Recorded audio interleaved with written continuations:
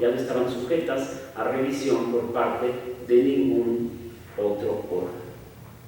Entre los meses de agosto y noviembre de 1996 se gestó el Tribunal Electoral del Poder Judicial de la Federación, autoridad máxima en la materia, según dice la Constitución, que ha realizado a la democracia electoral mexicana grandes aportaciones, plasmadas en sentencias y en tesis jurisprudenciales. Las reformas constitucional en agosto y en noviembre al COFIPE, a la Ley Orgánica del Poder Judicial de la Federación, así como la expedición de la Ley General del Sistema de Medios de Impugnación, constituyeron la normatividad con que la autoridad jurisdiccional en la materia ejercería sus funciones. Ahora incluían la calificación de la elección presidencial. El Tribunal Electoral del Poder Judicial de la Federación ha mantenido el método de integración de 96 hasta la actualidad. De acuerdo con el artículo 99 constitucional, la Sala Superior se integra por 7 magistrados, nombrados por el Senado de la República a propuesta de la Suprema Corte, y las salas regionales se integran por 3 magistrados electos por el mismo método. A través de las reformas constitucional de 2007 y legal de 2008, se modificó el régimen de ese tribunal electoral para dar respuesta a situaciones que de 96 a 2006 surgieron en la práctica. Las más destacadas, a mi modo de ver, son las siguientes. Se determinó el funcionamiento de las salas regionales, ya que hasta antes de la reforma solo funcionaban durante el proceso electoral. Se estableció que las salas del tribunal solo pueden declarar la nulidad de una elección por causas expresamente previstas en la ley, y se dio a las salas la facultad de inaplicar leyes al caso concreto por considerarlas contrarias a la Constitución. Finalmente, para el 2014, destacadamente encontramos la creación de la Sala Regional Especializada y del recurso de revisión del procedimiento especial sancionador, así como la concepción de 2 nuevas salas regionales, que, como sabemos, no se formaron por decisión de los magistrados de la actual integración. Igualmente, con esta reforma, el procedimiento de integración de los tribunales electorales de las entidades se modificó, transfiriéndose el mismo al Senado, pero no solo, sino que también, siguiendo las ideas del doctor Miguel Carbonell, estos órganos son ya constitucionalmente autónomos. De esta forma, la vigilancia de que las elecciones cumplan con los requerimientos de las normativas en el terreno de ejercicio de la función jurisdiccional queda en manos de 33 tribunales especializados que resuelven los asuntos de su competencia conforme a criterios de constitucionalidad, convencionalidad y legalidad, haciendo prevalecer los principios de certeza, imparcialidad, independencia, legalidad, máxima publicidad y objetividad. Como profesional de la materia electoral y como académico, el maestro Luis Octavio Vado Grajales ofrece, en este contexto de nuestras instituciones electorales, una obra a la que me referí como oportuna en el comienzo de estas palabras, y lo hice por 2 razones. La primera es porque representa una contribución doctrinal que analiza inteligentemente los derroteros de la justicia electoral, que sin duda son los del federalismo judicial electoral. La segunda es porque en esta época en la que se ha optado por la construcción de entramados institucionales a los que se ha denominado sistemas nacionales, el autor pone en la palestra una visión desde lo local, en donde se destacan las necesidades del sistema electoral queretano. El libro tiene adicionalmente la virtud de ser un texto muy estructurado, como lo ha destacado la magistrada presidenta. El libro se divide en su estructura en 2 partes. La primera analiza desde el punto de vista de la teoría del proceso las figuras de acción, jurisdicción y proceso. En la segunda se enfoca el texto para describir y explicar a partir de la ley y la jurisprudencia todos los detalles y particularidades de los recursos de reconsideración, apelación e inconformidad. Esto, si me permiten decirlo, es una feliz coincidencia con el desarrollo de la Sala Superior en su jurisprudencia. Si se me permite, aunque esto no sé si sea compartido por los estudiosos de la materia, desde mi punto de vista en las integraciones de la Sala, los juzgadores de carrera siempre han buscado el desarrollo de una jurisprudencia de tipo procesal, mientras que quienes tienen otra trayectoria se enfocan en las particularidades de la materia. El libro del maestro Vado Grajales nos ofrece ambas cosas y por ello no me queda sino volverlo a felicitar muy cumplidamente por haber dado a la luz este texto. Muchísimas gracias, maestro, por la invitación y muchas gracias a todos ustedes.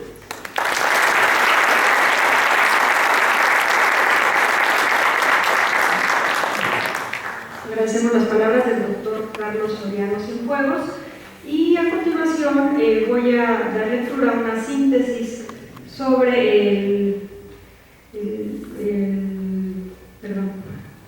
una síntesis curricular del maestro Luis Octavio Vado Grajales sobre su desempeño profesional y académico.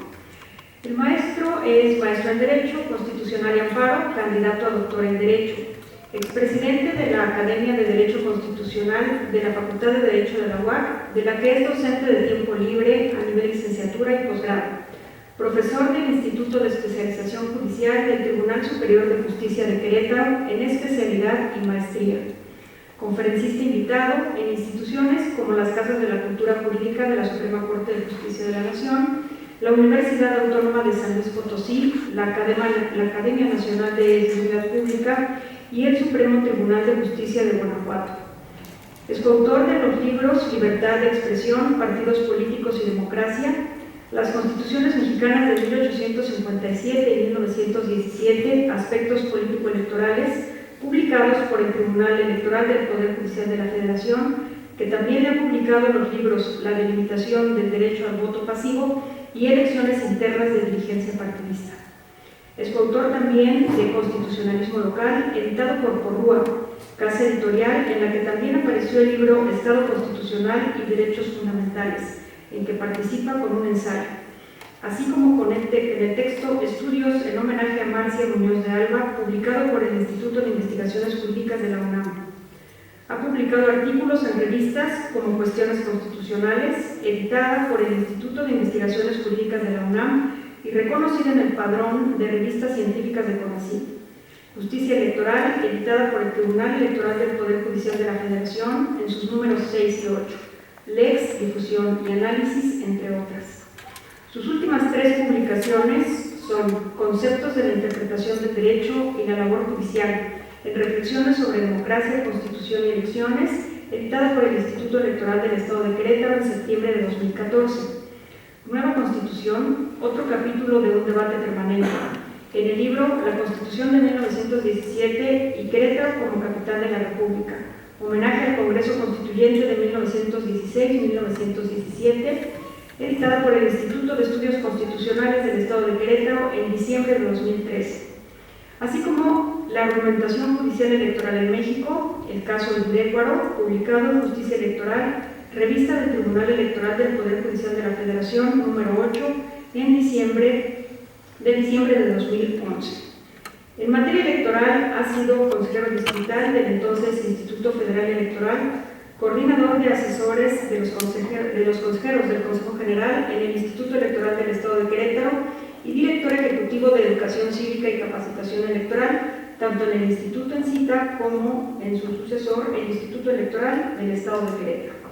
El 30 de septiembre del año 2014, el Consejo General del Instituto Nacional Electoral lo designó como consejero electoral por 6 años del Consejo General del Instituto Electoral del Estado de Querétaro. Queda en uso de la voz, maestro Luis Octavio Vado Grajales. Gracias, buenos días. Agradecimiento a todas y a todos quienes nos acompañan, desde luego a la maestra María por su amable moderación, a la doctora Nieto por sus merecidas palabras sobre el texto y desde luego al doctor Soriano por tener la amabilidad de acompañarnos el día de hoy y los conceptos que ha expresado. No es casual la elección del lugar donde presentamos el libro. En este conservatorio donde se enseña música desde hace ya más de 100 años. Y uno podría pensar, ¿por qué? ¿Por qué presentar un libro de derecho aquí? Si ustedes ven a su mano derecha, la izquierda mía, verán que se encuentra un cuadro con la efigie de Bach. Y me parece una feliz casualidad. Cuando uno lee sobre la vida de Bach o escucha su música, hay una característica interesante en ese genio de la música, que fue el que en varias de sus obras no señala los instrumentos con los que se tiene que interpretar. De manera tal que da una amplia libertad a aquel músico que va a recrear lo que él escribió. Y con el derecho pasa un poco así. Si seguimos las ideas de un jurista brasileño, Eros Grau, que dice que la música y el derecho son artes alográficas y que solo tienen lugar, solo se materializan una vez que alguien las interpreta, esto es, toma el texto, hablando del derecho, o toma la partitura, hablando de la música, y le da un sentido mediante la interpretación, porque si no, no existen. Están ahí guardadas, pero no existen como tales. De manera que la música como el derecho requieren un intérprete, requieren que alguien lea y dote de sentido aquello que se encuentra en el papel. Porque si esto no es así, entonces pues simplemente no sirve. Y de repente nos encontramos, pasado frecuentemente con Cecilia Bartoli, que es tanto investigadora como intérprete de música, que de repente se encuentran partituras que tienen 300 o 400 años que nadie interpretó, y uno las escucha y uno dice, pero qué maravilla, ¿cómo puede ser que no hayan estado tocando? Bueno, porque así sucede, y sucede igual con el derecho. Si el texto está, pero no se aplica, el texto no tiene vida. De manera tal que hablar de derecho procesal en un lugar donde se enseña música tiene ese sentido. Porque el derecho procesal, a final de cuentas, es la oportunidad de unir el texto normativo con el supuesto fáctico, con lo que se presenta en la realidad, y crear así la norma. Entendiéndolo un poco en el sentido hartiano de que la norma no está en el texto, sino en la aplicación que se hace del texto jurídico al caso concreto. Por eso, insisto, no es casual que el evento lo realicemos aquí. En un segundo momento quisiera platicar un poquito por qué escribí el libro que escribí, y tiene que ver con una anécdota eminentemente práctica. En el proceso electoral de 2014-2015, hacia finales del 2014, me encontraba tranquilamente en mi oficina, si es que puedo no estar tranquilo en un proceso electoral, y pasó a verme un abogado que había sido compañero mío muy indignado, muy molesto, porque nuestra área jurídica no le había recibido los testigos que él quería llevar en el desahogo de una audiencia. Y realmente estaba bastante molesto. Obviamente mi compañero no conocía la materia electoral, nunca había litigado electoral, pero pues seguramente un compadre, un amigo que sabía que era abogado le dijo, oye, pues me acaban de denunciar ante el instituto, yo soy candidato, ahí llévame el asunto, ¿no? Y lo quiso litigar como si fuera materia civil. Y perdón, pero es como cuando un civilista se pone a litigar laboral, que como sabemos no necesariamente le va muy bien. Pues pasa lo mismo en la materia electoral, porque tiene una serie de reglas, de formas que se tienen que realizar y que son distintas de otras materias del derecho. Y de repente lo único que puede uno darles a esos abogados es, pues la ley electoral, pues estúdiala.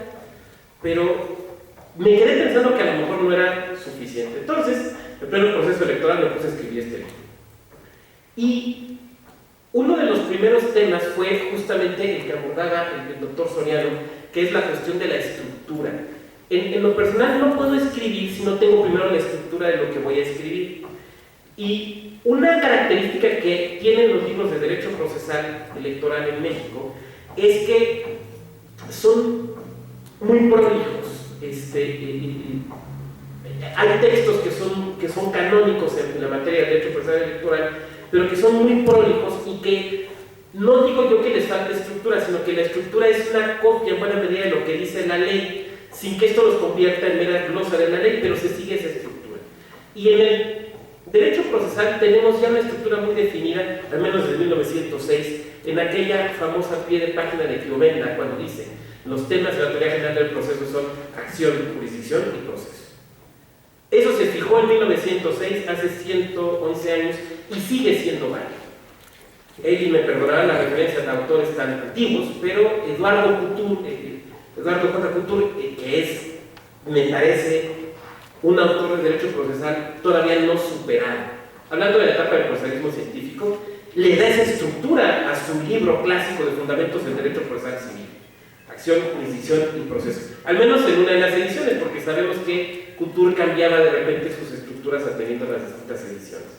Entonces, yo pensé, la manera más amable de presentar estos temas es siguiendo una estructura que ya está definida, que los procesalistas conocen, que los estudiantes han visto y que los abogados litigantes les hará sentido. Entonces vamos a seguir los tres conceptos fundamentales de la teoría del proceso. Y desde luego con la parte relativa a los recursos, los medios de impugnación en particular. Y esto, me parece, da sentido a esa estructura de ley. ¿Hacia quiénes está dirigido? Bueno, muy específicamente está dirigido a quien quiera o necesite conocer los litigios electorales. Ya sea porque se trate de un estudiante que esté en los últimos años de la carrera y opte por la línea constitucional y quiera profundizar en ella, donde se encuentra la materia electoral, o también un abogado litigante dentro o fuera de un partido con su propio despacho, que de repente le interese litigar la cuestión electoral y necesite tener una especie de vademecum, que no es referencia a mi apellido, sino es referencia a la naturaleza del texto. Y por eso es un texto pequeño, porque la idea es que sirva como guía en esa labor profesional y proporcione los elementos mínimos necesarios. Por lo mismo, tampoco es un tratado, además de que yo tendré mis dudas de que pudiéramos hablar de un tratado de derecho procesal electoral local. Y como no es un tratado, el texto es breve y el lenguaje se busca que sea claro. Por eso encontrarán pocos pies de página, porque la idea no es profundizar en la materia como si estuviéramos hablando ya de un tratado auténticamente disciplinar, sino dar los elementos mínimos que permitan guiar a aquel que se está profesionalizando o que está por primera vez participando en litigios de esta naturaleza. Y entonces sepa que no hay testimonial en materia electoral como en materia civil. Por eso es la estructura y el lenguaje. Y entonces, decía yo, esos son los destinatarios: estudiantes de la materia que ya hayan llevado teoría general del proceso, y también abogados o abogadas litigantes que se enfrenten por primera vez o se quieran enfrentar por primera vez a la materia electoral. En ese sentido, también me parece importante destacar que este año cumple ya su 20º aniversario la justicia electoral en Querétaro, que empezó en 1987 con el entonces temporal Tribunal de lo Contencioso Electoral, y que era un tribunal que solo funcionaba en época del proceso electoral. Y muchas cosas han cambiado. Ahora tenemos un tribunal que es permanente, tenemos ese tribunal que es autónomo, igual que el Instituto Electoral del Estado, y en ese sentido me parece también importante decir algo. En buena medida este texto se nutre de la actividad jurisdiccional que realizó particularmente para el proceso electoral 2014-2015 nuestro propio Tribunal Electoral del Estado. Encontrarán aquí referencias a sentencias dictadas por la magistrada Gabriela Nieto, por la entonces magistrada del Tribunal Electoral Cecilia Pérez, por el señor magistrado Sergio Guerrero, que son profundos conocedores de la materia electoral. Porque me parece que un texto de esta naturaleza no estaría completo si no hay un análisis de las resoluciones y de la forma en que los tribunales van interpretando los textos normativos, que nos puedan dar una guía. Desde luego, me hago cargo de mi lectura personal de las sentencias que plasmo en este texto, la cual puede desde luego no coincidir con la que tenían los magistrados, pero que sí me parecía importante plasmar. ¿Tiene sentido un libro sobre derecho local en una época de centralismo? Bueno, ya todos los códigos procesales están unificando y son nacionales, ya en materias como endeudamiento y nombramientos de funcionarios públicos. Parece que los políticos de la Ciudad de México tienen una profunda desconfianza de lo que pasa en las entidades, una profunda desconfianza de nuestras capacidades, de nuestros conocimientos y de nuestros valores éticos en la provincia. Pero, para bien o para mal, habemos quienes, y lo digo por referencia personal, creemos en el federalismo. Soy una persona que no cree que sea necesario ir a pedir ni conductas morales, ni sugerencias éticas, ni inteligencia prestada a la Ciudad de México, sino que también desde la provincia esto se puede realizar y que en ese sentido debemos desde la provincia reivindicar lo que hacemos. No en un sentido acrítico, pero sí en un sentido de decir, nosotros vivimos las realidades y somos seguramente capaces de encontrar salidas locales para problemas locales. En ese sentido me parece que sigue siendo relevante, aunque yo ya no lo voy a hacer, que sigue siendo relevante escribir desde lo local. Al final de cuentas, ¿cuál es mi visión del derecho procesal electoral? Pues me parece que es la oportunidad de materializar en los litigios comiciales los principios de la democracia, los elementos mínimos de la democracia formal. Y desde luego no hay quien me diga que la democracia no se agota en elecciones, estoy de acuerdo.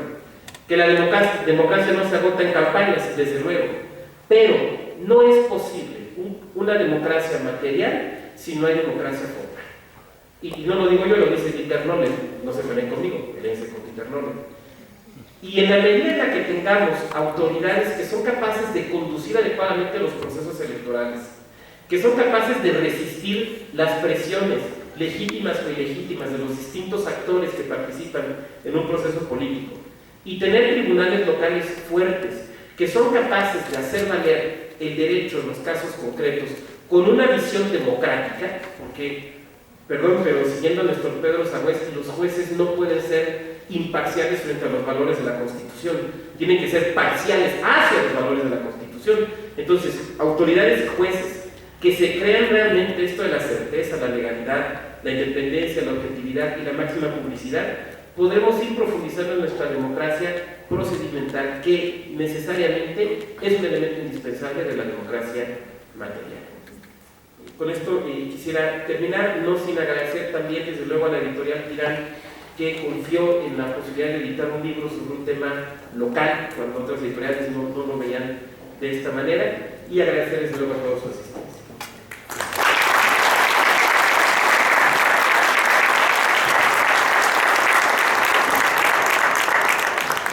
Bueno, pues nada más, quisiera yo también sumarme a las felicitaciones que han expresado la doctora Gabriela Nieto y el doctor Carlos Soriano sobre tu obra, Derecho Procesal Electoral Queretano. Como tú lo dices en la introducción, si bien va dirigido al público en general y a los abogados litigantes de la materia electoral, es un libro muy accesible para la lectura para los estudiantes en Derecho Electoral. Entonces, me parece que en la medida en que una obra contribuye en la educación y en la formación de los futuros profesionistas, pues es una obra y un autor que trascienden. Entonces, felicitarte por este texto. Muy bien. Para concluir, se entregarán los reconocimientos a nuestros comentaristas.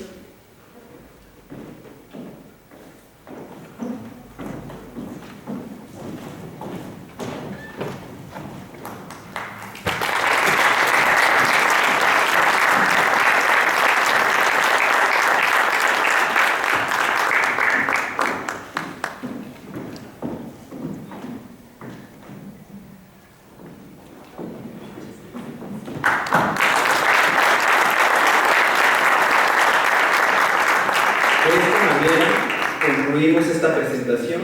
Les invitamos a que pasen a un costado del auditorio, en donde encontrarán un stand de la librería Candiles, por si gustan comprar el libro y también degustar algunos bocadillos. Hasta pronto. Buen día.